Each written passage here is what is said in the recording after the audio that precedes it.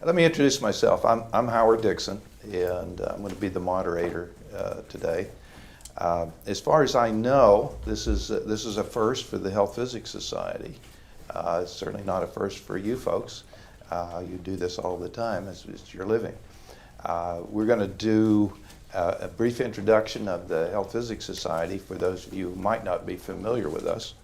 The society was formed in 1956. And it's a scientific organization of professionals that specialize in radiation safety. The primary mission of the Health Physics Society is to support its members in their endeavors. We have approximately 5,000 members, so it's a rather modest-sized professional organization. And they represent a lot of different disciplines. Even though physics is in our title, we have people representing all of the basic science disciplines, medicine, and other related topics as well. Our people work in all kinds of endeavors that involve radiation, whether it's academia or industry or medicine or consulting, many different applications. So you'll find health physicists in a lot of different positions within those kinds of organizations. Our society is chartered as an independent nonprofit science organization. So we have no affiliation with any government, industry, or private entity. Now we do have affiliations with other scientific organizations like the NCRP, which John represents, but not with the government or private or industrial organizations. We do a number of things in addition to supporting our members. We do have a lot of information exchange available through a website, through a newsletter, through various publications. We're actively involved in the creation and publication of standards associated with radiation activities. The Health Physics Society, of course, missed an opportunity about a year ago because none of us expected what happened in Japan. In this particular case, on the anniversary, we do have an opportunity to communicate much better. And so we wanted to exercise our opportunity to do this. And it actually addresses one of our strategic goals, and that's to provide reliable and useful information to the media. It's a stated strategic goal of ours. So what a wonderful opportunity to do that in advance of the actual anniversary, because we know that you need to communicate with folks, and it's a very normal activity to respond at the anniversary of an event. We're proud to provide you an exemplary group of experts to address your questions today. Several of the people on the panel here are members of the Health Physics Society, but they're not speaking formally or officially for the Health Physics Society. Only the president of the society has that right, and she is not here today. The Health Physics Society has not encumbered anybody on the panel with what they're to say or how they're to say it. We're independent scientists, and as such, we will give you our untarnished opinion with regard to the subject matter and respond to your questions in that fashion. Well, I want to be sure that we have quiet in the room, so if you haven't already turned off your cell phones, I'd appreciate if you take this opportunity to do that. And I know I was annoying some folks earlier today with some videotaping with my cell phone, so I got mine turned off. At this time, I'd like the panelists to introduce themselves. I'm going to start by giving you a little bit of my background and why I'm here. I'm a past president of the Health Physics Society, and I'm currently web operations editor-in-chief. My responsibility is with our newsletter and our website, so I'm in constant communication with our membership and the public. I'm a physicist by education. I am certified in the practice of health physics and in practice of safety and industrial hygiene. I really regard myself as a safety professional, and my whole career, over 40 years, has been dedicated to looking out for the safety of people. That's been my highest and loftiest goal, is to make sure that people that I'm responsible for are adequately protected. And I've done that at a number of facilities where I've been responsible for significant groups of people, as many as 5,000 in one particular organization. So that's the kind of background I bring to you. I did play a role in the TMI-2 recovery. I was actually Deputy Director of Technical Planning for that. So if there are any residual questions associated with a previous event like TMI, I'd be happy to address those. I have asked all the panelists to keep their introduction brief, so honoring that myself, I'll turn to my right here and ask Dr. Gale to introduce himself. Well, good morning, everyone. I'm Robert Gale. I'm a visiting professor of hematology at the Imperial College in London, and I'm an MD PhD, and I treat people with cancer, and so my background in entering this is really fundamentally in giving. I'm involved very much in transplants, bone marrow transplants, because you may know that we use extraordinarily high doses of radiation to prepare people for transplants, and that very much simulates the situation that could occur or did occur in Chernobyl and other radiation accidents. So my colleagues and I are the people who actually have hands-on experience treating high-dose radiation victims. And you know, as I'm sure as many of you know, I've spoken to many of you previously that I was involved, or am involved still, in the Chernobyl accident and treating the victims of that. Large radiation accidents in Brazil, in previous accidents in Japan, and I've spent, I guess, about half of the last year in Japan, dealing with the Japanese government, dealing with the workers, dealing with the public on issues of radiation safety and contamination of the food supply, things of that nature. So I'm delighted to be here, and I'm very happy to save most of my time to handle questions that you might have. John? My name is John Boyce. I'm professor of medicine at Vanderbilt University and also the president-elect of the National Council on Radiation Protection and Measurements. And I'm a radiation epidemiologist. My entire career, I've studied populations all over the world exposed to ionizing radiation, including Chernobyl cleanup workers, medical populations, workers, underground miners.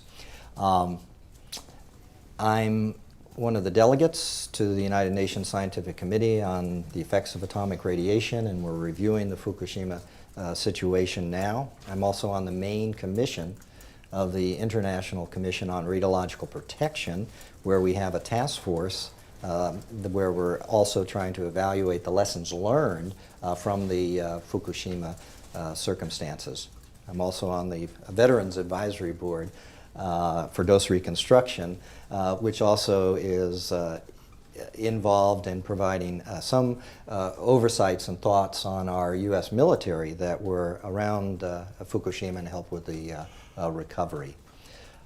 In March of last year, the week before the tsunami hit and the earthquake, I was in Hiroshima on the Science Council for the Radiation Effects Research Foundation. And this is where the joint governments, the United States and Japan, we continue to study our the atomic bomb survivors from Hiroshima and Nagasaki. It's been ongoing for over 60 years. A week later, I had left Tokyo, and then the horrific natural disaster occurred. I then went back to Fukushima in September as part of an expert panel in Fukushima City, where scientists from all over the world were providing advice to the Japanese authorities and the Japanese government with regard to circumstances of what could be done in this aftermath. And my focus at that time was on health effects. Good morning. My name is Bob Emery. I'm from the University of Texas Health Science Center at Houston, and my doctorate is in public health, and I'm board certified in health physics as well. My area of interest is not only disaster response, preparedness and response, but also how the public can understand some of this highly technical information. How do you communicate some of this information to the public in a way that they can both understand it and make reasonable decisions based around that? So that's my area of interest. Appreciate the opportunity to be here. Very nice. Kathy? My name is Katherine Higley, and I'm a professor and head of the Department of Nuclear Engineering and Radiation Health Physics at Oregon State University. And I've been in the radiation and nuclear field for 30 plus years, having received a license to run a reactor when I was still in my late teens at Reed College. And at Oregon State, we do research on next generation reactors, fuel cycle, and my area of research is environmental transport of radionuclides and effect on the environment. And in fact, I'm a member of ICRP's Committee 5, Protection of the Environment, where we look at developing tools to assess radiation risks to non-human biota. And I've been actively involved in cleanup efforts at sites such as Rocky Flats plant, and also helping the Defense Threat Reduction Agency determine appropriate disposition for one of its former weapons sites, Johnston Atoll, out in the Pacific. Good morning. My name is Richard Vetter. I have a PhD in health physics and board certified by the American Board of Health Physics and American Board of Medical Physics. I spent most of my career at Mayo Clinic as the radiation safety officer and professor of biophysics, retired nearly 2 years ago, and currently am acting as the government liaison for the Health Physics Society. I'm also a past member, I'm an emeritus member of the National Council on Radiation Protection and Measurements, and currently a member of the National Academy's Nuclear and Radiation Studies Board. Thank you. I think you all recognize that we have assembled an excellent panel for you representing a broad spectrum of expertise and experience in the area of radiation safety. So we want you to take advantage of the fact that we have such an expert panel. What I'd like to do is just cue it up a bit, and then I'm going to turn it over to a few of my colleagues to make some brief statements prior to opening the floor for questions from you. It's really important that we take advantage of opportunities when we have accidents. It's very unfortunate when we have incidents or accidents, but in every case there's information that can be gleaned from that and learned from that. And we need to take this opportunity to learn everything we possibly can from the Fukushima event and be able to translate that into language that makes sense for people, that makes sense for decision makers, and scientifically inform those kinds of decision makers. We're not in politics, and we're not going to be able to control a lot of decisions that are made, but we may be able to influence those by providing the proper science background for individuals.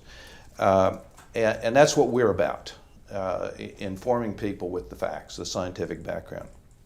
Public policy needs to reflect scientific facts and findings, and it's very important that we do that.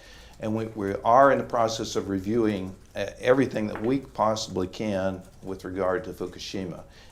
Some of our panelists have been there, and we'll be able to convey that information to you in a very personal and real fashion, because they've had boots on the ground. And I think that's very important. In many cases, as you might imagine in this business, there are real risks and then there are perceived risks. And we try to sort these things out. There is an inherent fear of radiation on the part of a great many people. And there's some basis for that. As we know, a lot of radiation can be very dangerous. The question is a little bit of radiation so dangerous? Or how do we put that into perspective? How do we make important decisions with regard to evacuation? There are real risks associated with evacuation, and there may be perceived risks associated with the evacuation as well. Those are the kinds of things that we are prepared to deal with. So we have convened this panel with the kind of expertise that they've just described. We have medical expertise, environmental expertise, epidemiological expertise, communication expertise on this panel. And you can take advantage of that through your questions. As I mentioned to you, we have folks that have been on the ground. And Dr. Gale is one of those. So I'm going to ask him to discuss things from that perspective to introduce the topic to you. So good morning again, and as I said, I'd like to be brief and spend most of my allotted time for questions. But I usually get pulled into these accidents almost instantaneously because the problems that I am most knowledgeable about are acute radiation accident victims. And so I was very quickly in Japan, and fortunately there were no radiation accident victims requiring the kind of big league things that we do at Chernobyl or in Tokamura. But I did spend a substantial part of the first month in the Prime Minister's office dealing with the issues that we've just heard about populations at risk, evacuations, the relationship between the benefits and risks of evacuation. I mean, that's why we just don't evacuate everybody from huge areas. You know, what are the real costs of evacuating people, discontinuations from medical care and things like that cause deaths versus what might happen in the future with very large degrees of uncertainty. So I just put a few PowerPoint slides together, I think just 6 of them that would, so I think, you know, there you see the death toll so far. You know, we have 20,000 deaths from the tsunami and earthquake. We have 0 from Fukushima. But, you know, the fact that everyone is here today shows that what is the public's focus is really on Fukushima. You heard very few things about the earthquake, the tsunami. So, you know, why is that? Why are we so heavily focused? So the next, in order to, since we don't have acute injuries, our focus really, and there are other experts who address this, especially John Boyle on my right, but is, you know, can we use Chernobyl as a benchmark for predicting what might happen after Fukushima? I think that's what people are interested in. Japanese public, but all of us. So, I mean, one of the variables we have to consider is how much radiation is released in one of these accidents. And you can look at some numbers there. I mean, this is a work in progress. And I think the only thing you should look at from this slide for the 2 radionuclides that are of greatest public health concern, iodine-131 and cesium, is that Fukushima is about 10 times less, and without getting lost in how many petibecquerels were released. But we've got to translate that information to its effect on human beings. These are just numbers, becquerel. So the next PowerPoint shows you data that you may or may not have seen. I suspect most of you haven't seen it. These are data from the first 10,000 people in the Fukushima area that are thought to have received the highest doses. These are, again, incomplete data. They're external doses, they're not. But these are 10,000 people. You can see that almost 6,000 got less than a millisievert. We'll come back to what that means in a second. And another 4,000 got between 1 and 10 millisieverts. You know, bearing in mind that the doses that all of us get from radiation, either from natural sources or man-made sources. Does that exclude workers, or does that include workers? This is not the workers. We can talk about the workers. These are 10,000 inhabitants who were thought to have received the highest doses. And then you can see there are only 71 of those 10,000 that got doses of less than 20 millisieverts, and then 2 people who got around 20 millisieverts. So, you know, what does this mean? So I say we have to really translate these doses to the population effects. And again, this is a work in progress, so I really suggest you just look at the ratio of these numbers. Look at person sieverts, and you can see there's roughly 250,000 person sieverts. Talking about Fukushima, we're down in the thousands. We're talking about 100-fold less, or even less than that. So the next slide, Casey Stengel, who Mr. Wald will remember. Some of you may be too old or not from New York, but Casey Stengel said it's dangerous to make predictions, especially about the future. I published a paper in the Bulletin of Atomic Scientists about 2 weeks before the Fukushima accidents with my Russian colleagues from the Institute of Biophysics, saying that we no longer are really worried about reactor accidents. We're worried about improvised nuclear devices. So I feel bad about that. And you may want to take any comments I make in the context of my ability to predict things. But I'm not as bad as Marshall Foch, who said that airplanes are interesting toys but of no military value. With that caveat, just go to just some estimates, and John Boyce will talk about these, I'm sure, in greater detail. But I mean, if you take all the data that I presented, and the fact that for a 50-year-old male living in Japan, his chance of dying of getting cancer in the rest of his lifetime, absent the Fukushima accident, it's almost 50%.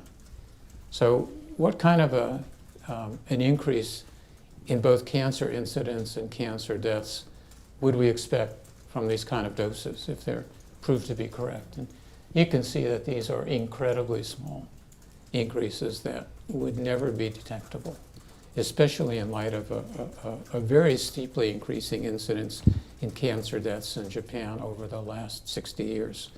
And I think that John will address whether epidemiological studies are even appropriate. And then the final point that I want to just touch on is where we can, I think, do a lot better, and that is in the sphere of expressing risk to the population. And you'll hear about that shortly. But the truth is that telling people their dose in millisieverts, or telling them the concentration of cesium in becquerels per liter of water is not helpful, because people really want to know what they think is a simple question, which is, what is my risk? They don't interested in millisieverts or becquerels. They want to know what's the risk. Now that question, what is my risk, is not simple, because what is my risk compared to what? Am I 3 years old or am I 80 years old? Am I a smoker or am I not a smoker? And those doses, which do not take into consideration these incredibly important variables that don't help the person. So my colleague Owen Hoffman in Oak Ridge and I have written several pieces on this, but he's really the expert. He's not here today, so I'm just speaking on his behalf. And we found that a much better way to get this information to people is to have thermometers, wrist thermometers like this, where the top of the thermometer is something that's 100% certain, and the bottom of the thermometer is something that's quite rare, like 1 in a million. And then you can plug into that thermometer various things, lifetime cancer risk, for example. I said that for a Japanese or American male at the age of 50, it's about 1 in 2, 50% is your lifetime cancer risk, which is somewhat discouraging. I think several people have said to me in hearing that if I have to get cancer, I hope I get a good one. I hope I get prostate cancer and not lung cancer. But you can make that worse by being a smoker, as you can see from that thermometer. But there are some other things. What do we consider negligible? Where does a CT, probably fit in? And then the final slide will just show you, where on that thermometer does something like Fukushima lie. Now you'll hear a lot of detailed scientific discussions of our uncertainties that we shouldn't really be talking about point estimates. We should be talking about ranges. But I think what people want to know, what the public want to know, what I have to deal with, and when I'm in Tokyo, and people ask me, or the workers ask me, what is my risk from getting 50 millisieverts? They want to know really where. I'm sorry, if you can go back. Where am I on that thermometer? They don't care if it's 2 in 10,000 or 4 in 10,000, which is a huge scientific difference. But just where am I on that calendar, on that thermometer? And I think these kinds of expressions, give a better sense to the public, and that's certainly an area where we can improve. And I guess the final slide, I'm sorry, it wasn't the final slide, is just looking at comparable risks of death is another way of trying to express these things to the public. So getting 1 millisievert of radiation, which is just on the bottom, is equivalent to smoking just 14 cigarettes, period. Not 14 cigarettes a day, but smoking 14 cigarettes. And you can see some other amusing things like eating 25 cups of peanut butter. Peanut butter has a risk of containing aflatoxin, which is can cause your death or can cause liver cancer. Driving 600 kilometers. So that really helps people quite a bit in understanding where they should place the risk of Fukushima. So I'll stop there and Okay. return it to you. Thank you very much. John, I think he's kind of queued you up for a natural expression of cancer epidemiology and risk, okay? Right. No, that was an excellent overview, and of course you should take away with it that the exposures to the populations are very, very low, and as such there's no opportunity to conduct epidemiologic studies that have any chance of detecting excess risks. The doses are just too low. Nonetheless, the Japanese authorities are conducting large-scale health surveys of their population. Over 2 million of the people in the Fukushima prefecture are being studied right now for in parts of their health surveys. The Japanese authorities are saying that they're doing this to reduce anxiety and to provide assurance to the population, as well as to provide medical care. Also, what I'll mention in some of the slides is that there's a tremendous amount of activity on the international scene and nationally with regard to what can we learn from this circumstance. And as mentioned, this is an opportunity to learn more about radiation accidents, to learn perhaps more, initiate more types of radiation studies that would be useful for our society, and a number of opportunities that will come from this terrible event. Have the next slide, please. So, so what I'm going to do, I'm just going to talk about health surveys and then just touch on what the international and national scenes are. And as Robert mentioned, the population exposures were exceptionally low.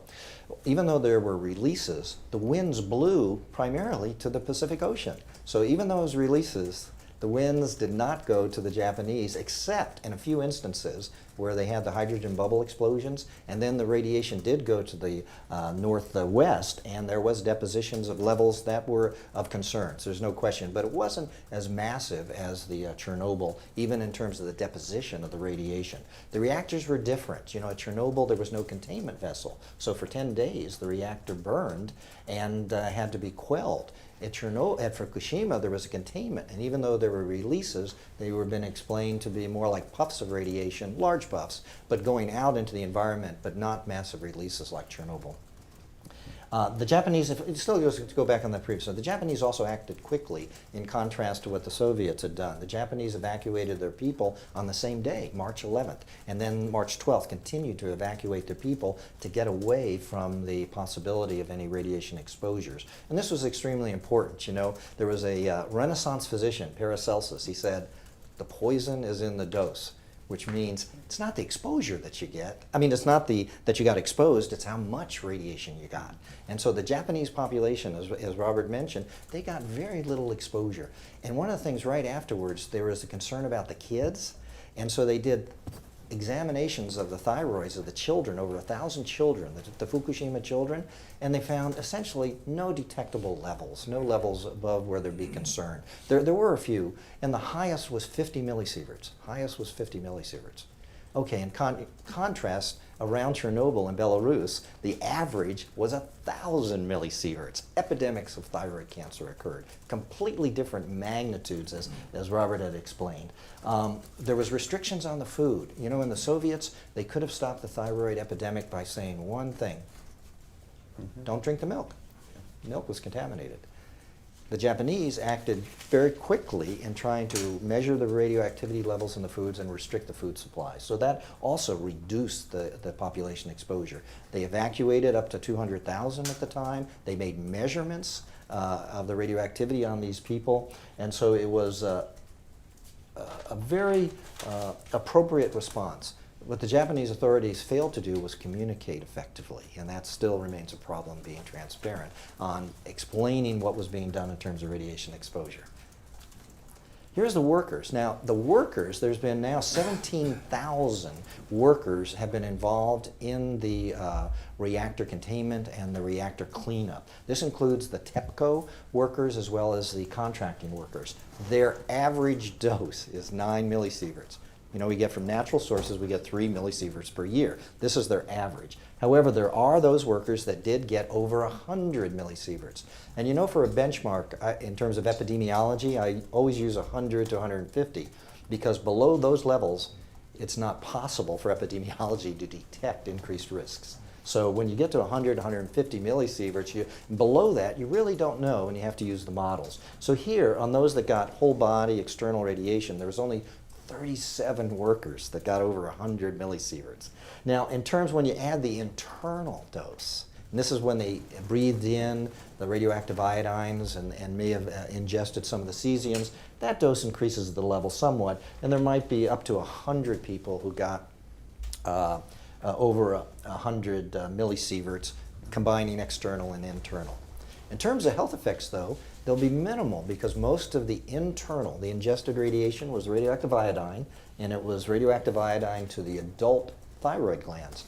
If you and I get exposures to our thyroids, we're at minimal risk, because the adult gland is relatively insensitive to the cancer-producing effects of radiation, and particularly I-131. We have lots of studies of adults exposed to I-131 where there's no effect. Children, though, have a very high effect.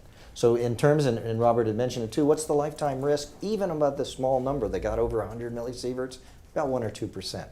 In terms of a general population, 42% men and women will develop cancer in their lifetime in the United States and Japan, and 1 in 2 men. So the guys, you know, that's unfortunate, but half of us will or already have developed cancer. In women, it's a little bit lower. But even getting the amount of radiation in this small number, that's increased their risk by about 1% in that small group. Certainly, and these populations are going to be studied, and they'll be studied for their lifetime, but they're not being studied, and they'll be given medical examinations. The high-dose people will be looked for cataracts, for the possibility of radiation exposure to the cataracts, but there's no anticipation that the levels were high enough to cause radiation effects. In contrast, for Chernobyl, the Soviet Union sent in over 500,000 cleanup workers. Their average dose was 100 millisieverts. Some of the early guys did develop cataracts. These are the recovery workers, the ones that came in, not the first responders. The first responders, as Robert mentioned, they received massive amounts of radiation. 28 of them died within just several months because of the burns that they received on their skins were horrific, knocked out their bone marrow, and couldn't produce blood cells, their GI tract. So Chernobyl, Fukushima, completely different circumstances. Next slide, please. Oh, and this is just the United States. Just to, you know, we were very humanitarian. We sent in 61,000 U.S. military to help with the recovery, you know, to help clean up the harbors, to try to save people. And so our government has them, we put monitors on all the military guys. There's 61,000. It's called Operation Tomodachi. And we did internal measurements of the workers, 8,000 in this slide, and the doses for our military were exceptionally low, but in the similar circumstances like what we've done for our atomic veterans, we're going to be monitoring and following these military for their careers. Next slide, please. I'm sorry. Oh, yeah. Can you define the terms of your slide? Oh, sure. I'm sorry. The number, the MDA is what? Oh, minimum detectable activity. That means of the 7,000, very sorry, of the 7,000 that got whole body scans, you know, you stand in this machine and they measure the radioactivity coming out of your body, there was only 183 that could even have a detectable amount of radiation within their bodies. That means that, you know, 7,500, the measurements were 0 It was nothing of our military.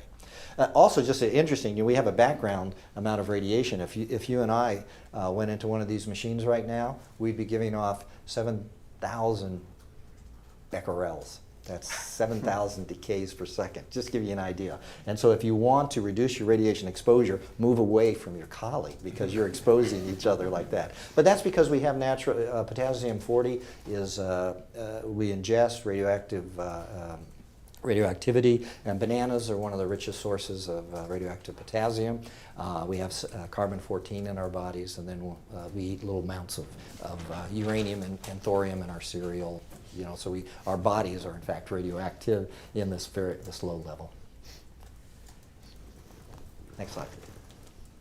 So the population exposures are incredibly low. This would not, if you were going to do a study and write up a proposal to the National Institutes of Health, it would not pass peer review because there would be no statistical power by any means that it could provide useful scientific information.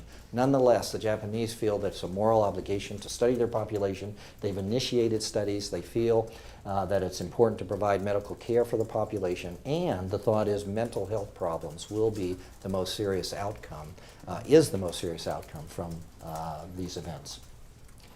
Next. So here's the basic study. This is what is ongoing right now.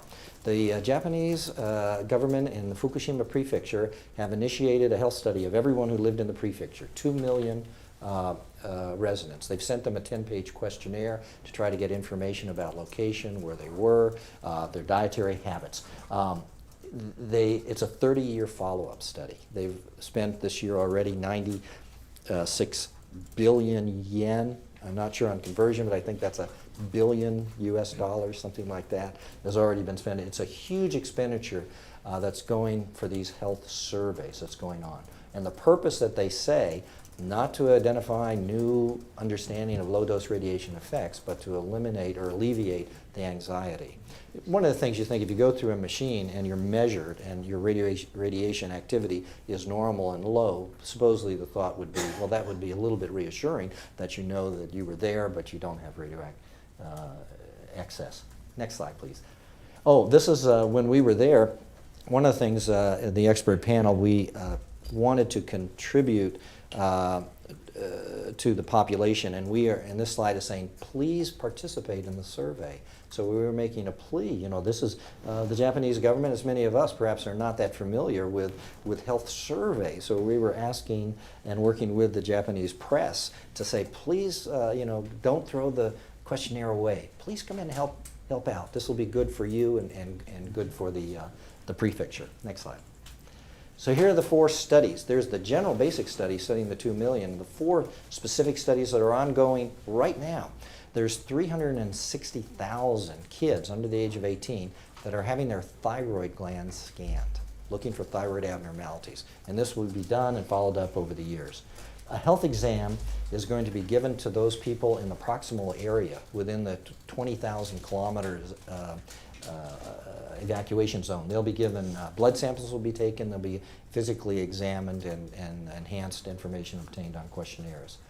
Mental health and counseling has already started.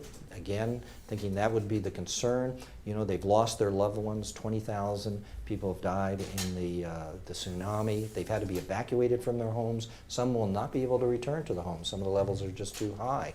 And then there's the possibility of being, the stigma of being from Fukushima, as well as not having occupational opportunities. Pregnant women and nursing mothers are also being studied. There's about 20,000 of those that have special surveys. Next slide. Oh, this was the last press conference I was in. Okay, this was in Fukushima City. There was over 100, and I thought I was going to get epilepsy because the flashes, the cameras were just going off. It was like 3 or 4 or 5 per second. It was really remarkable. But what it did, it showed the tremendous interest that the Japanese had in learning about what the possible effects might have been from this experience. Then I was able to go to the reactor itself and visit the damaged facilities, dressing up in hazmat suits, and bringing radiation monitors with us. Next slide, please. And now I'm just going to finish with 3 slides, just mentioning that there's international and national efforts. The International Commission on Radiological Protection has a task force, And this report should be out in about a year, where half of the members are Japanese and the other half international scientists, where we're trying to address what the lessons learned are and what were the interesting and important findings. What was really interesting, it was too in terms of when we started the meetings, we asked the Japanese what their concerns were, as opposed to telling them what I think your concerns would be. It was very interesting, and they were different from what we, our preconceived notions. It was different, and they had issues with regard to internal radiation, issues with regard to how to communicate to not only your public, but to your medical doctors, things that were very important to them, which we've then trying to address. And I'll just, the next slide, please. And these were just a number of them. There's misuse of units, and what are the units? What about these internal doses? What about the rescuers, the guys that come in? What radiation protection should we have for them? The guys that come in to save lives. The next slide, too. And then protection of children was an important issue, monitoring policies. And then this term is, what is a safe radiation dose? People want, if you assume for protection that no exposure is safe, then how can you have a safe radiation dose? And so these issues there, and then issues about when can you return to a contaminated area. Next slide, please. The United Nations also has an international a group that's just met last month with the Japanese and international scientists addressing Fukushima and the assessment. Next slide. What we do at the United Nations, though, we do a lot of dose assessment and what are the doses and what are the data. And so there's data compilation. Radionuclides, what were they?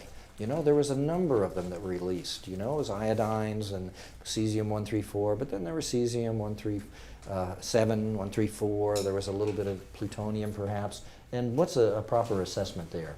Then what's the dose, and then what's the risk associated with that? And then what are the worker doses and the concerns? So this was all going on right now, and perhaps in a year's time, this information will be consolidated. The next slide. And here's finally our National Council on Radiation Protection and Measurements. If you are really interested in this, in just less than 2 weeks, we're having our annual meeting right here in Bethesda, and we're going to have 8 sessions on Fukushima. And they're going to be addressing the implications of the accidents for radiation protection. And there's several stellar lecturers. One is Fred Mettler, which many of you have probably spoken with because he's our U.S. delegate to UNSCARE and one of the top radiation scientists and physicians in the world. He'll be talking about the effects on children and radiation exposure. And then we have Dr. Sakai, who's going to talk about reference levels. He's from Japan, and about allowing people to come back to the contaminated areas. So that's just in a couple weeks. Next slide. And then if you come back next year. So next year we're going to have another session, and in fact the preliminary results from the health surveys, although they're only 2 years, they will be presented by Dr. Yamashita, providing, well, this is what we've actually done. These are the numbers we've scanned. These are the doses that we've received. These are the number of thyroids abnormalities we detected. So that's going to be coming. And then lastly, we have a scientific committee that's headed by S.Y. Chen from Argonne National Laboratory, and this is dealing with issues about what happens after an event. In the United States, what happens in the United States? What if we have a nuclear reactor accident? But what if we have a dirty bomb? What if we have one of these improvised nuclear devices go off? It's not beyond the realm of possibility. And then what happens? What's guidance? When do we allow people to come in? What are the levels? These are just really important practical issues. What about medical care? And so this committee is ongoing, and we'll be addressing, and we're emphasizing lessons learned from Fukushima with regard to contaminated radiation levels areas. Thank you very much. Thank you, Dr. Boyce. I'm always fascinated by the new information that you provide us continually. So thanks very much for that. One final brief presentation. Dr. Higley. Thank you very much. So one of the things I struggle with, and you've seen my colleagues struggle with as scientists, we have this really detailed understanding, and trying to communicate the issue of risks and the like to people that aren't immersed in our discipline is really a challenge, and we oftentimes we trip up in doing it. And it's going to happen, and I apologize in advance. But one of the things I wanted to point out is that we've been dealing with radiation and radioactive materials for over 100 years. And you listen to Dr. Gale, you listen to Dr. Boyce, and they have said that the expectation of impact is really very, very minor to the individuals. Now, we're not minimizing the psychological impact, the fact that people have been moved out of their homes, and just the destructive nature of the earthquake and the tsunami and the like that's devastated that area. But from a radiological perspective, the impact is going to be really, we expect it to be really, really minor. And the reason for that is that we understand really pretty well how radionuclides move through the environment, how they disperse, and how people can be exposed. And because we understand that, we're able to make decisions to block that exposure. And so in Fukushima, they recognized as this plume was coming out of the reactors that one of the best things to do is something we call shelter in place. You let the plume go by.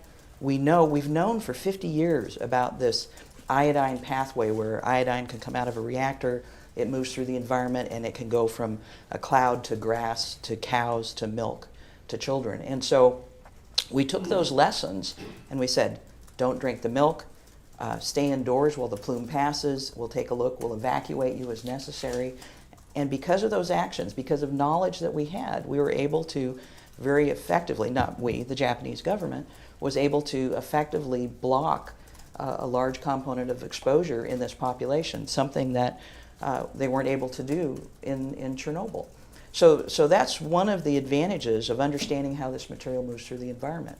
Now, it's been a challenge for me looking at the impacts or the perceived impacts as this plume had moved towards the West Coast and dealing with the public along the western seaboard who were absolutely terrified about the potential effects from Fukushima, and trying to convey to people that the 4,500 miles of open ocean were going to be a very effective barrier to dilute and disperse and drop the exposure to a point where, okay, maybe we can measure it, but simply because we could measure it, it doesn't pose any significant risk at all to the general public.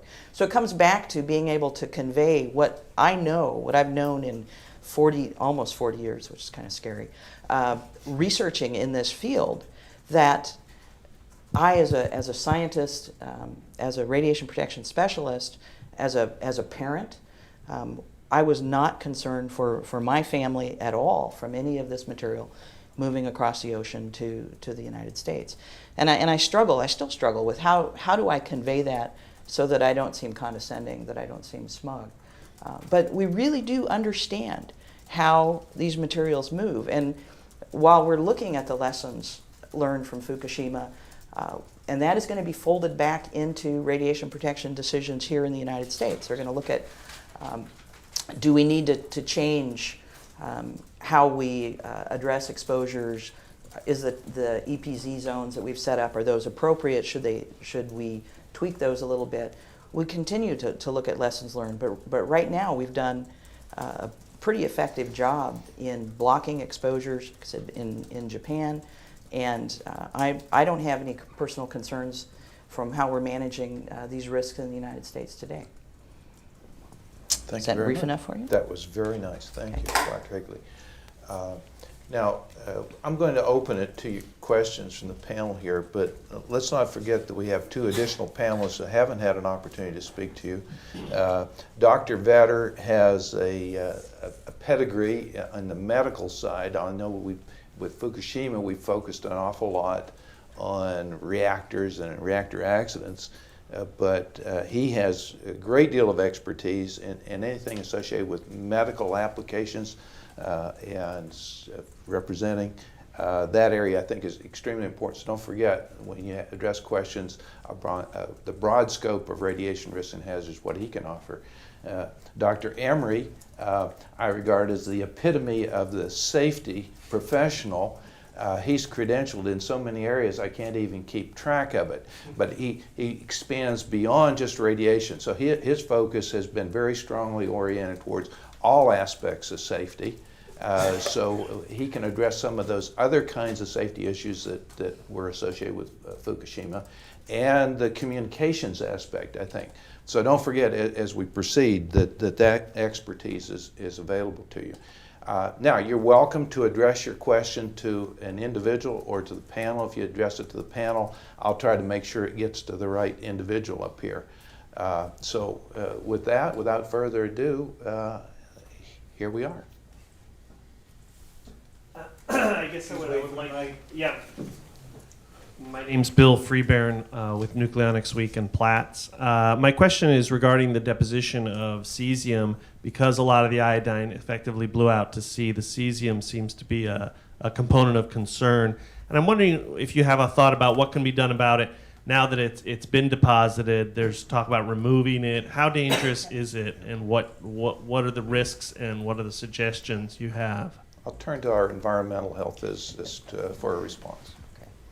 So again, lessons learned from Chernobyl about how this material moves in the environment.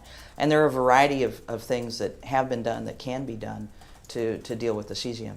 So simple things: washing a roof, collecting the runoff, washing buildings or streets, and then very simple collecting of surface material is being considered. Also plowing, if you're concerned about areas for agriculture, you can take a look at deep plowing. I mean, these seem very simple, but they're very, very effective. And so there's a lot of different things that you can do that are not particularly high tech.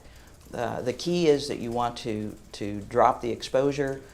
You also don't want to generate massive amounts of waste in the process. So it has to be a thoughtful effort. But it's a variety of things that are being done to address it.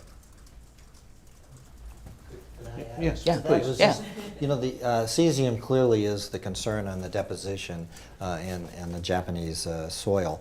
And the Japanese government have designated 3 zones with regard to the radiation levels. And cesium's the concern, the 137, because its half-life is 30 years. So that means, you know, after 30 years, half of it's still around. So the radiation exposure is of concern, as it was around Chernobyl. They have 3 areas. One area is the areas that would give individuals 20 millisieverts or below. And this is sort of the reference level where you would start and try to remediate and reduce the radiation contaminants. But the population would be allowed to go back into these areas with these levels. And they're focusing also on the schools and taking the topsoil away and trying to clean up the roofs and as much as they possibly can. And that's getting it down as low as possible and continuing with the remediation. The next level is 20 millisieverts to 50 millisieverts. And that's sort of a restricted area right now, and there'll be remediation, but it's a little more difficult, and they're trying to get it down to below the 20 millisievert levels. The unfortunate area, they have areas, this is like around Chernobyl and Pripyat and some of these areas where it's 50 millisieverts per year and more. Those areas, the population will not be able to return for many, many years, and the possibility for remediation is just incredibly difficult because it's so much and the levels are so high. Some of my colleagues, when we had visited the reactor sites from the former Soviet Union who were involved in the Chernobyl cleanup, they just said, you know, when you get levels that high, you just can't decontaminate the forest. It's just the levels are too much. You just can't do it. So it's going to be there for quite some time for these relatively high levels. But for the other ones, they are having ongoing activities, focusing on the schools and the children, and then also, as Kathy mentioned, the problem is what do you do with the radioactive debris afterwards? And just to mention on the real quickly, you know, when they kept cooling the reactor with the water, and they produced over 100 tons of highly radioactive water. And that has to be reprocessed. And that's a real concern about how you do that. You have so much radioactivity in the water and in the debris, and then the processing that's going to be, you know, decades and decades. Yeah. just for emphasis, those doses were annual doses. that Annual you were doses co- per year, So yes, just sir. so everybody caught that. Oh, I'm I know sorry, you yes. mentioned, you did mention it, but I It's just per wanted to year. emphasize that. Yeah. That's right. Oh, and then the other thing I always mention too, and each year the doses will be lower because there will be decay, and then there's normal soil turnover. Yeah, You know, it's nature just tends nature to do takes it, it. yes, It does. So the exactly. population exposure. So you have two things going for you in addition to the remediation. So you have three things going for you: the natural decay, the soil, and then the natural state of things, and then the last will be the efforts where they're focusing on cleaning up the topsoil and the roofs and the local environments. Thank you. Gentleman here in the middle. Thanks. Hi, it's Richard Harris at National Public Radio. I had a question for Dr. Gale, or a couple questions if I could. One of which is, I know there were a couple of people who got occupational exposures that were high enough to cause redness or so on, that they were hospitalized or at least examined. I wonder if you had a chance to get involved in those cases. And the other question is whether what experience you had with people who were, people have mentioned here psychological effects and so on. Could you tell us a little bit about your experience with what those were like in Japan? So there were 3 workers, I think the ones you're referring to, that entered a reactor complex, one of the reactor complex building, and stepped into some radioactive water and sort of went over the top of these working booths, and they got skin exposures that were required surface decontamination, but they were discharged from, they were hospitalized in Chiba at the National Institute of Radiological Sciences, and I've seen them after the fact, and they're really fine, and there's really no anticipated adverse consequences in them. I spend a lot of the workers know that I, treated many of the Chernobyl victims, and so they've asked to speak to me. So it's a bit of a dicey situation because they're discouraged. I mean, discouraged would be a euphemism from speaking to the press, from speaking to anyone. But as I wander around Iwate or Fukushima City, the workers approach me, or sometimes we have a meeting with them, and they want to know, what does it mean to get 50 millisieverts?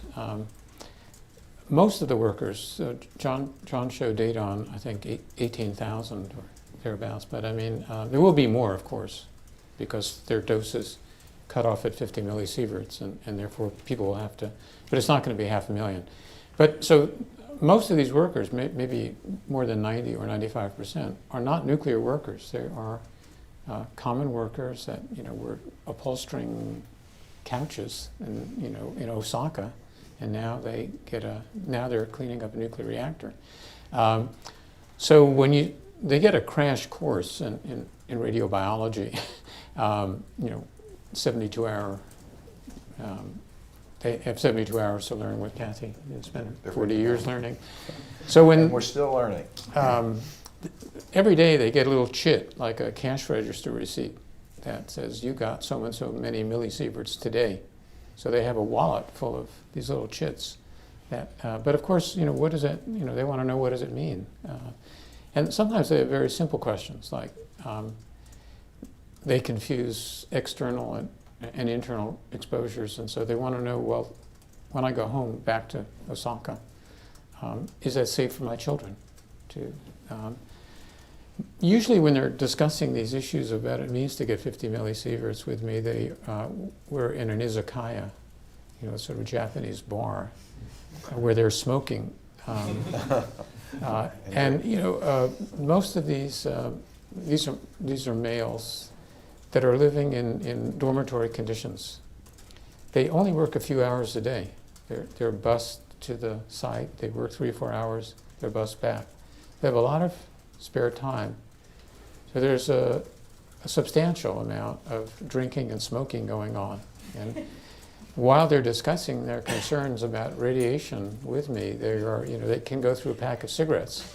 And I try to put that in perspective and give them some idea of the relative risks to their health from getting 50 millisieverts and getting, if you smoke a pack of cigarettes a day for a year, you're getting an internal radiation dose of about 30 millisieverts of the same kind of types of radiation that are emitted by cesium.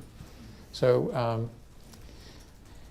so it is a problem because it's not entirely clear that we have an informed workforce. It's probably impossible to have a truly informed workforce when you have numbers of people like this brought in acutely.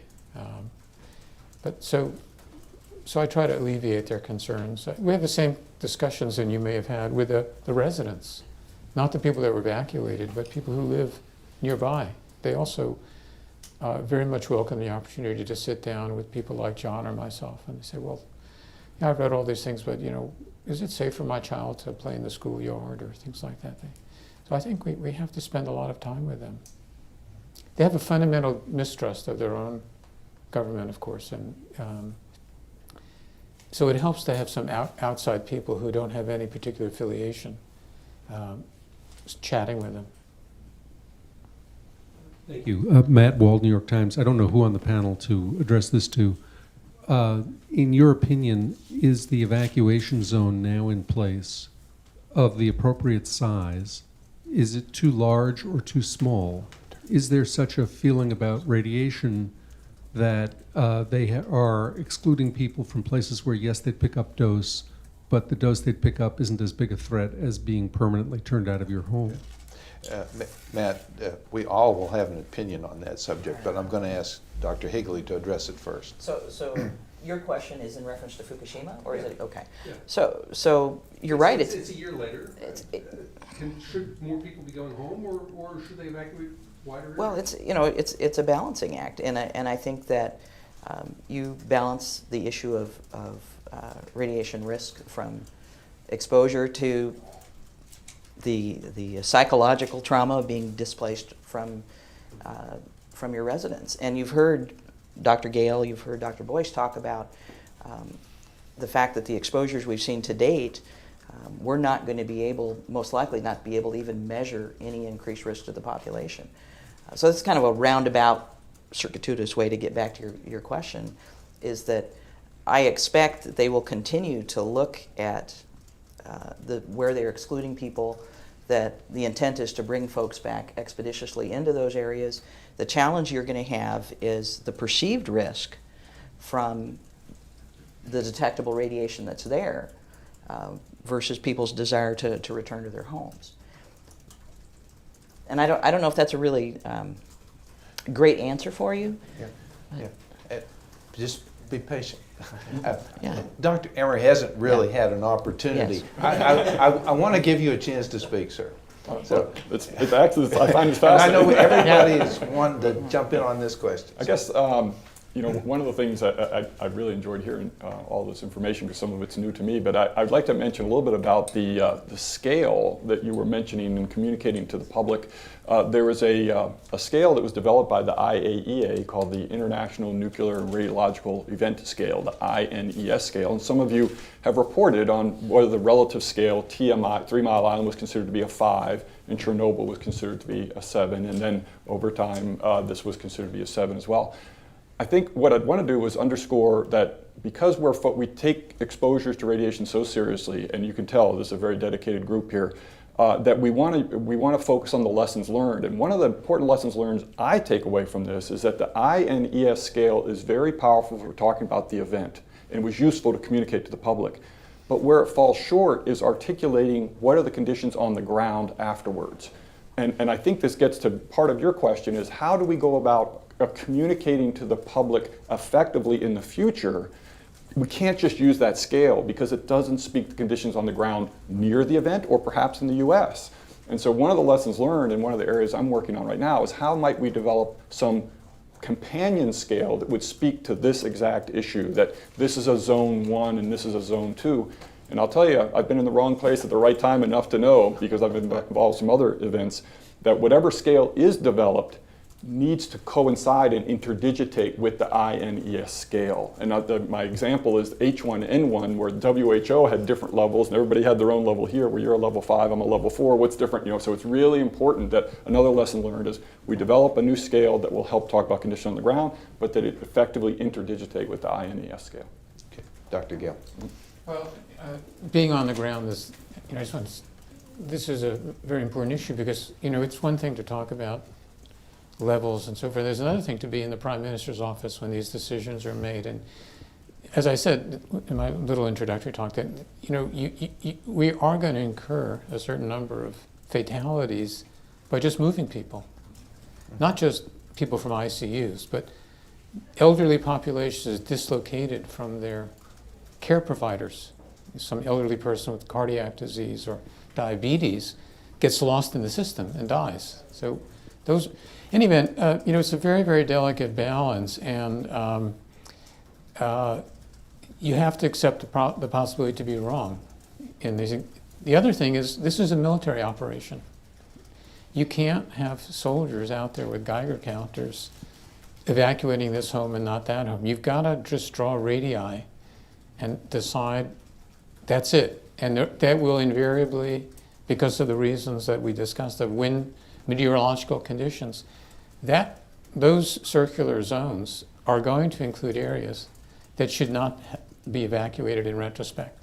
And I would say that applies to 75% of the evacuated area. There's a corridor to the northwest that clearly needs evacuation. And of course, no matter what radius you draw that's reasonable, you will not necessarily catch up. So there are areas outside that John referred to that are beyond the 30-kilometer zone that are heavily contaminated. But the majority of the zone to the southwest and to the direct west are presently habitable. And that brings me to one final point, because I want to use more of my right time. A critical issue here is infrastructure. So it's not only whether people are willing to go back. Many people don't want to go back because they've been relocated already. They've been moved in with their families in Tokyo so they're not interested in going back. There are a number of people who are afraid to go back, sometimes appropriately, but often inappropriately. But then there are a large number of people, and I speak to them quite often, who want to go home. They want to go home. But they can't go home because there are no schools. You need schools. You need hospitals. You need 7-Eleven. And you need to be able to sustain your life. If you are growing crops and no one in Japan is willing to buy your crop because it comes from Fukushima, even though it's monitored, you can't have a viable life. So a government has to make a commitment to the restoration of infrastructure in order to allow rehabilitation. And that is a political hot potato. It depends on the stability of the government. The present government is not sufficiently politically stable in terms of opposition criticism to, at this moment, invest in a major infrastructural reconstruction. And that is a rate-limiting step. So, it's very complicated, I guess, is the bottom line. The prerogative of the chair, I'd like to also add to this, just briefly, I think almost all of the nuclear power plants are shut down. And so the Japanese people are doing without something like 20% of their power sources. So there are great sacrifices being made with regard to not having available power and scrimping, and they're cold or they're hot or they're uncomfortable, or the source of power simply isn't available to them. So the consequences of this, whether it be in the exclusion zone or not, it's countrywide that the pain is being felt. Another question. Hi, I'm George Lubsons with the Energy Daily. I was listening to some of the messages that you delivered here, and I'm particularly thinking about public officials, regulators who might be encountering an accident like this. One of the things you said was the quick decision by the government to evacuate the area was key to keeping the dose low. But the other message you said was for the workers that sheltering in place was the key thing to keep it low. And in a way, those are kind of contradictory messages. I think if I was a person trying to decide, I'd say, well, do I tell people to shelter in place or do I get them out of there? So this is kind of a messy question, but I guess my question is the message to the lesson learned here for regulators and officials trying to make these decisions is what? You know, again, maybe it's just a balance, but anybody on the panel who wants to address this? I'd like to address it because I'm probably the one that confused people in the audience, and it goes back to, you know, as a scientist, I know in my head what I'm saying, and then when it comes out my mouth, it's something completely different. So you have a choice in emergency response, and what you can do is, as the plume is coming out, you think of a plume of smoke coming and moving. One of the simplest things you do is you have people stay where they are, close their windows, stay in their house. That plume goes by, it's emitting radiation, and there's shielding provided by their home. You let the plume pass, and then at that point you say, okay, we're looking at what is the residual from the passage of the plume, because some of the radioactive material is falling out, sticking on things, and you make a decision. Should you leave, or is it okay to stay? So in Fukushima, it's a combination of sheltering in place while the active phase of this accident is taking place. And then you look at, shortly thereafter, should they stay or should they move? And this played out over a series of days, and I think my colleagues could perhaps add to that statement. If I can jump in, an analogy here would be Hurricane Katrina in 2005, and then not long after that event, Houston was facing Hurricane Rita, and some of you saw how Houston attempted to evacuate, where you had a city of perhaps 4 to 5 million people. It just doesn't work. So I'd like to underscore, I think that, you know, probably the most prudent public health advice will be in these sorts of events in the future will be shelter in place until the source term is addressed, and then characterize the area and make decisions afterwards. And that's a very effective intervention. Yes. And you know, we talked about other kinds of incidents, a terrorist event, say here in Washington, D.C. You know how smoothly traffic flows in and out of the city?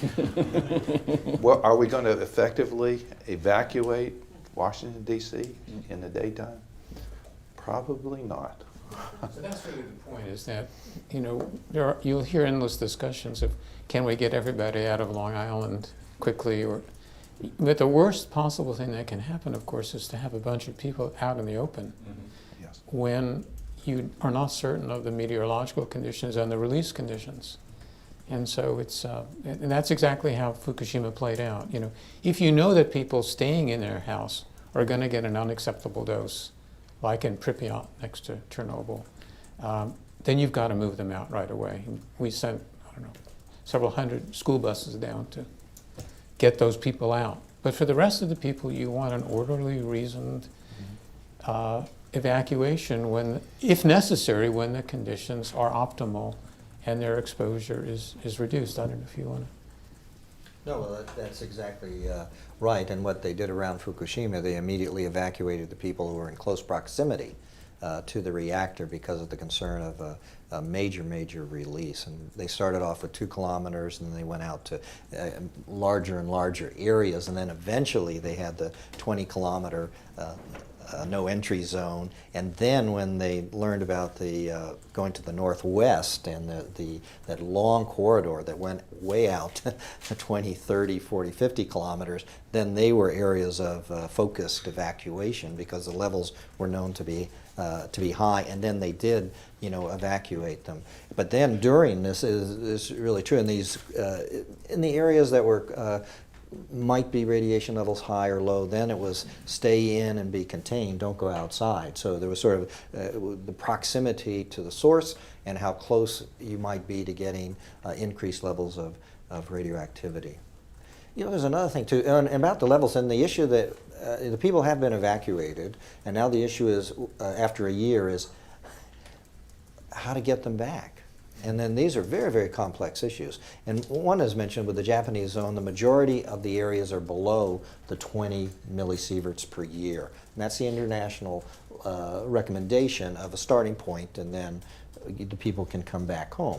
Most of the population will be in that area.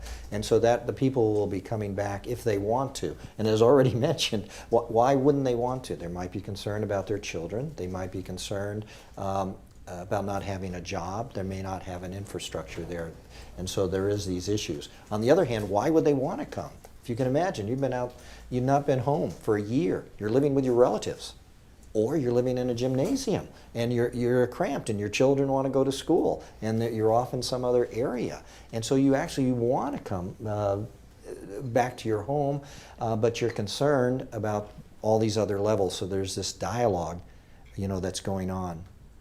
If I can just mention a personal, experience I had in September, I did visit the reactors accidents, and on the way there, we drove in our hazmat suits and everything through villages and towns, and it was a real spooky experience. We're driving through the towns, and you look, and there's the grocery store, and there's the hardware store, and there's the lawnmowers outside. There are no cars in the parking lot. There are weeds growing up. You go by these wonderfully looking homes, beautiful. Nobody is there. There's no animals, there's no cars. It looks like those old movies, On the Beach. Or some of my other colleagues said it looked like The Rapture and everyone was taken up and this is what was left. But one of the unfortunate things or spooky things is many people will not be able to come back to these areas.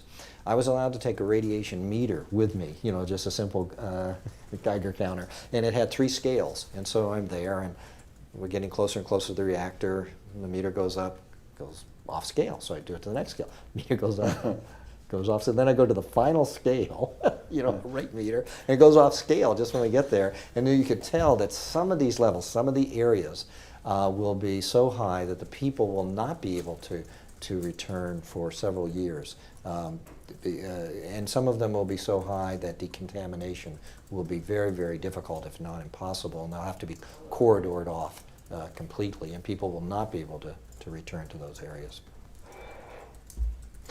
We have about 15 minutes remaining, so those of you with burning questions, this is really an opportunity for you to get them addressed.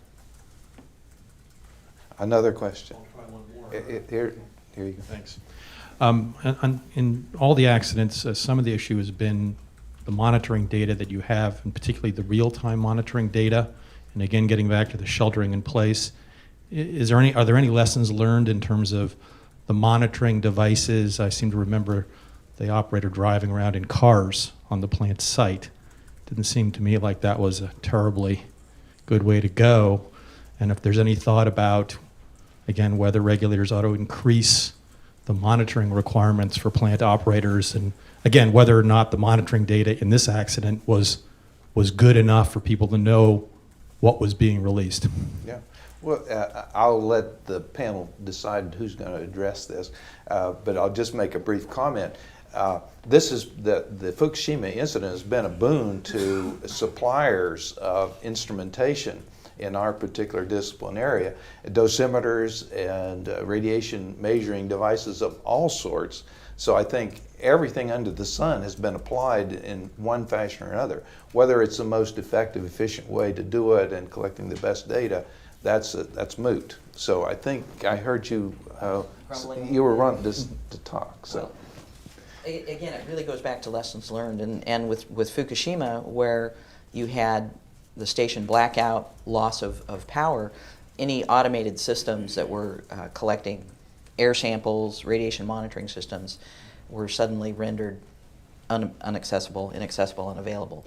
And so that information is coming back, into the U.S. market, and people are taking a very hard look at how our own facilities are positioned to collect information in the event of natural disasters as well as other types of events, and saying, how do you expect to get your radiological information? How do you expect to do these plume models and collect data? So it is being looked at. Yeah. I'm going to ask Dr. Vetter to talk briefly here. You haven't had an opportunity. I know you're an expert in dosimetry and measurements. So.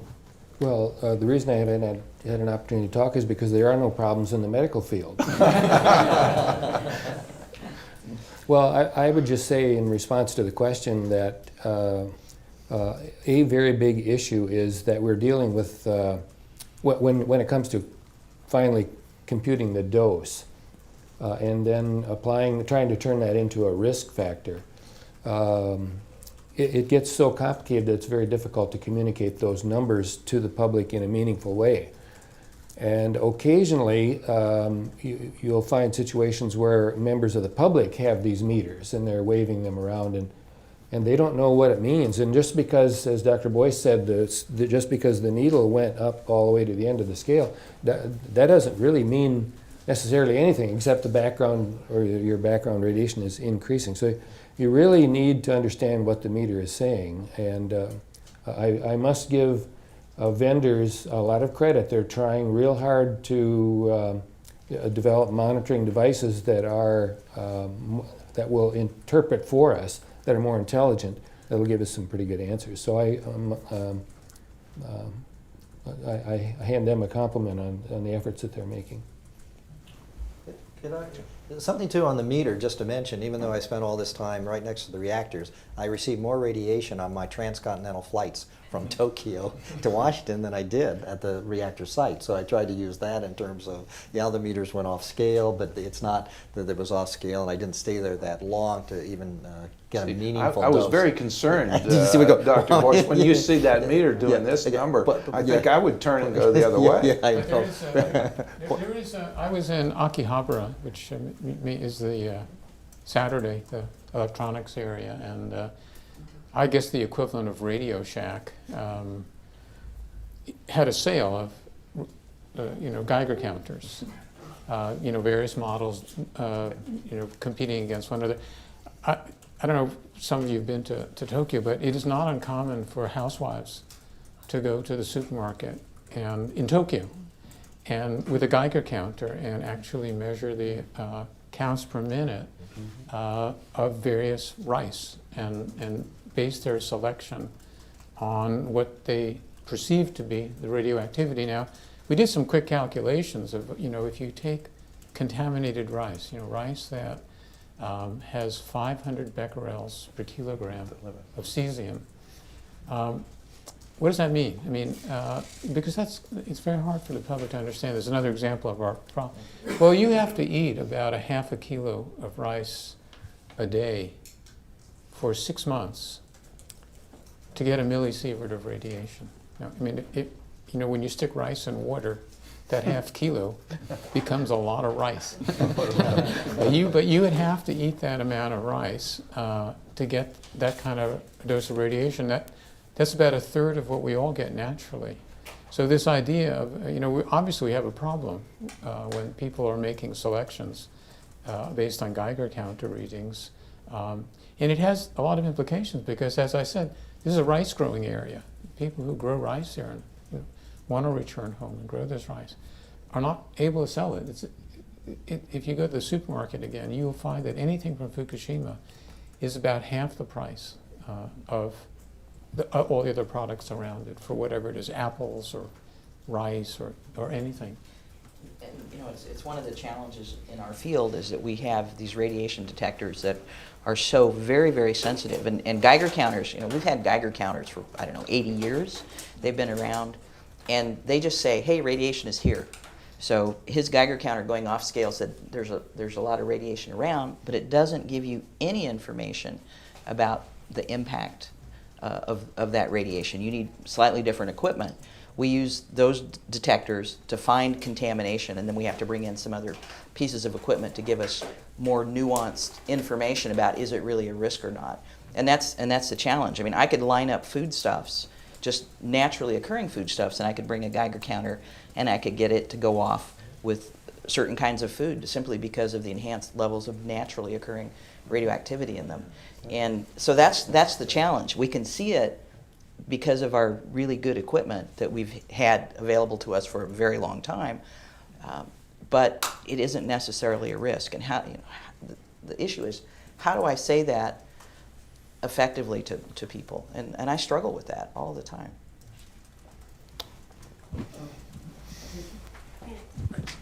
What role should Fukushima play in determining whether we relicense nuclear plants in the United States or build new ones? There's probably someone on the panel foolish enough to address that question, but we are radiation safety professionals, and the licensing of nuclear power plants is really kind of out of our scope. However, as I said in the front, I'm not censoring anybody's opinion or statement, so if anybody would like to address that, have at it. Well, I mean, there's a statement, a reactor accident anywhere is, a reactor accident everywhere. And I'll be foolish enough. That's fine. Because, I'm in a Department of Nuclear Engineering, and we focus on next generation reactor design, looking at passive safety systems. And this event is being dissected for what are the ramifications for old designs, what can we learn in terms of seismic safety for new designs. And that is part of the discussion that's going on right now, and it should be. I mean, you should continue this. It's kind of hokey, the continuous improvement model, but you really do need to look at the knowledge that's coming out of this event and what is relevant to reactors here in the United States. I mean, as soon as Fukushima happened, the NRC was communicating with all the licensees, talking about look at your safety protocols. Can you address prolonged power losses and all of these issues? And that discussion continues. So it's not going to be swept under the rug. I mean, it's an important part of going forward with nuclear power. When an A380 goes down, we don't stop flying. We analyze the accident and we try to take lessons from it.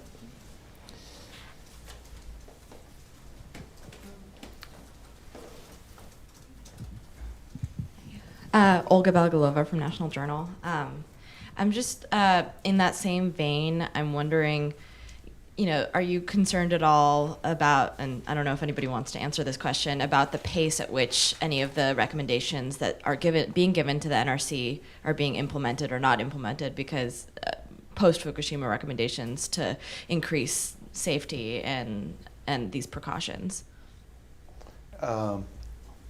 Bob, you might want to take I would say that it would be very interesting to compare the recommendations that are coming forth now, particularly looking at station blackout and the like, but also review those in comparison to recommendations that came out post 9/11. And I think you'll find that many of the recommendations and enhancements that were identified post 9/11 dovetail quite nicely with some of these things that are coming out now. I'm not a nuclear reactor expert, but I can tell you that the notion of being able to have a reactor that can withstand a station blackout for some period of time, to be able to address multiple events, which is essentially what happened here.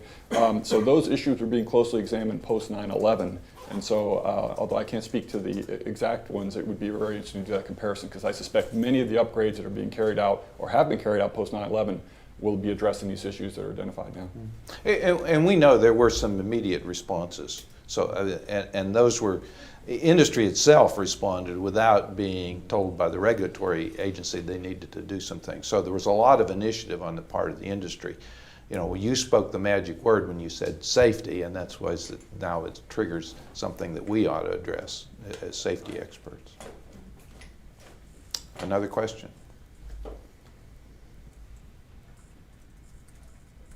Wow, amazing. We answered all the questions. Just one thing. One of the things about the Fukushima which has brought to the forefront is the need for education and for you guys to help. And we need education on radiation understanding, radiation risks, radiation communication. We need it in our schools. We need it among our scientists too, and our doctors. Just understanding what radiation is and what the levels might be for health concern. Radiation, is a universal carcinogen. We all know that. Radiation causes cancer, but the poison's in the dose, and radiation actually is a very ineffective carcinogen because it kills cells, and killed cells can't go on. That's when Dr. Gale does treatments and things like that. They're killing the cells. So there's this level of reality on what the risks might be. And an example too, it's also in the medical community there's a need. When there was the evacuated populations around Fukushima, they had to receive their normal medical care by physicians in other areas. When we were having one of our meetings a few months later in Seoul, Korea, a physician from Kyoto came and met with us, and she wore kimono, and then she started talking about treating the people who were evacuated from the areas. And she had tears in her eyes because her colleagues would not treat the evacuees because they were concerned that they were radioactive. And the evacuees wanted to be treated for their diabetes, for their sore throats, for the normal things that you and I have. And it was very, very sad. And then we enhanced, at least in the international community, about the need for really education and understanding about the levels of radiation where there are concern and what the potential health effects might be. I would like to build on that, because in the United States, when Fukushima was unfolding, we had medical professionals saying, well, it's probably a good thing to take some potassium iodide. And you're thinking, no, it's not. It really is not. In Fukushima, that makes a lot of sense because they're in the path. But for us, 4,500 miles away on the West Coast, it is not a good thing, and in fact, you're probably going to cause some effects by taking potassium iodide. I mean, I had an individual call me who was an organic farmer in California that was so distressed about the potential impact to her livestock from this plume coming from Fukushima. She had her goats in her garage and her chickens in her house because she wanted to protect them from the dangers of radiation. And I'm more concerned about the health effects to her from having her chickens run around in her kitchen doing what chickens do. So it's an issue really of communication and education of not only the public, but some of the other professionals It's a real problem because, if you are, this is a very educated audience, but if you go to your doctor for advice, and, if you think that doctors understand this better than you, forget it, or better than the public, because, we don't have, as part of our normal educational plan, the things we're discussing, and that is a real, because each doctor is a multiplier of misinformation. There were something on the order of 100,000 or more abortions performed after the Chernobyl accident. And it's known, and John can speak to this in greater detail, that no one who was not at the nuclear power station, which was no pregnant woman, really had a fetus at risk. So if you want to talk about the loss of life, unnecessary loss of life, that is, a good example of either people asking for abortions because of ignorance, or doctors recommending, in many instances, abortions. Yeah. And let me just build on that and put in a plug for the organization that's sponsoring this. The Health Physics Society has an Ask the Expert service. If you haven't availed yourself of that service, I encourage you to do that. The website is hbs.org. Go to Ask the Expert. The dominant questions that we get are related to pregnancy and radiation, and women seriously considering aborting because they've had a dental x-ray or some trivial amount of radiation exposure. So it's very, very tragic. Those events do happen, and it's simply a lack of information. The Health Physics Society is a very modest-sized organization. We have difficulty communicating with the masses. You're an effective multiplier of that, and that's one of the reasons that we're here. And we do thank you for your presence here. I truly appreciate it. And hopefully you're able to reach a lot more people than we can reach in an effective manner and communicate those things that we've been discussing here this morning. So, I see it is the time. Mickey Mouse says that it's time to call a halt to this, but I certainly do appreciate what you're doing. Some of the members on this panel are working on a white paper that should be available sometime soon. We're all writing a chapter associated with that. We hope that becomes a valuable resource to you. We provided you a lot of information in a package this morning, and we encourage you to look at the material in there and to use the resources that the Health Physics Society can make available to you. So, thank you very much. Thank you, panel, and thank you, audience. Thank you.